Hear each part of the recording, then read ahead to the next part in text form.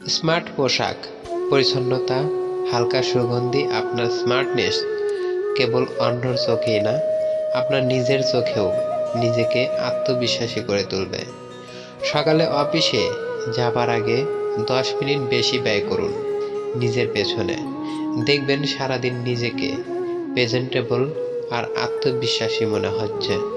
মেরুদণ্ড সোজা ও মাথা উঁচু করে হাঁটুন, মাথা নিচু করে কুঁজো হয়ে হাঁটবেন না।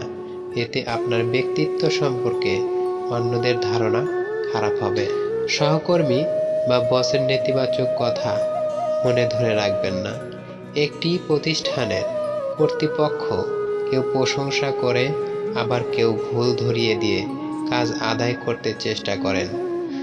বুঝতে চেষ্টা করুন আপনার বসের মানসিকতা কেমন। হয়তো তিনি আপনার সম্পর্কে নানা নেতিবাচক কথা বলেছেন, আপনার কাছ থেকে তার প্রত্যাশা অনুযায়ী কাজ আদায় করতে। আর সেটা কি আপনার যোগ্যতার কারণেই নয়? চেষ্টা করুন নিজের ভুলগুলো শুধরে নেবার। আবার সহকর্মীরা হয়তো অনেক সময় আপনার নামে নেতিবাচক কথা বলে থাকে, আপনার কাজের দক্ষতাকে ঈর্ষা করে বলেই এমনটা হয়। যখনই কারোর সাথে কথা বলবেন, তার চোখে চোখ রেখে কথা বলুন। কথা বলার সময় এদিক ওদিক তাকাবেন না বা অন্য কিছু করবেন না। এটি আত্মবিশ্বাসী হবার একটি অন্যতম চিহ্ন। কেউ যখন আপনার সাথে কথা বলছেন, তখন তার কথার মাঝখানে কথা বলবেন না বা প্রশ্ন করবেন না। আগে শুনুন, এতে তিনি ভাববেন আপনি তাকে গুরুত্ব দিচ্ছেন এবং তখন তিনিও আপনার কথা শুনতে আগ্রহী হবেন।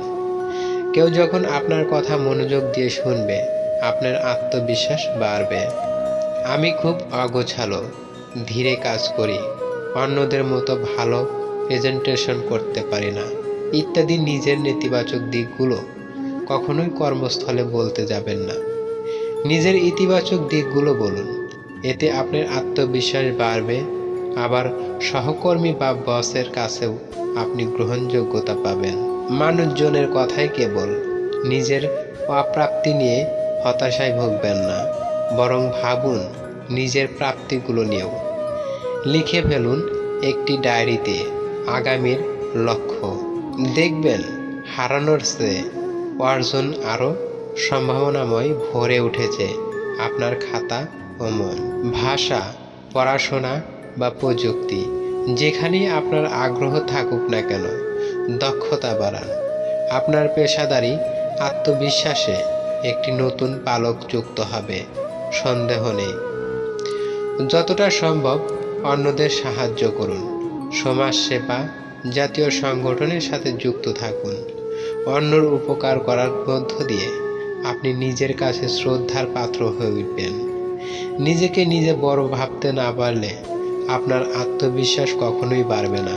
যারা কেবল আপনার সম্পর্কে নেতিবাচক কথাই বলে ও সুযোগ পেলে আপনার ক্ষতি করতেও দ্বিধা করবে না, হোক বন্ধু বা সহকর্মী, এদের কাছ থেকে কিছুটা দূরত্ব বজায় রাখুন। আপনার কনফিডেন্স লেভেল কমাতে এদের কোনো জুড়ি নেই।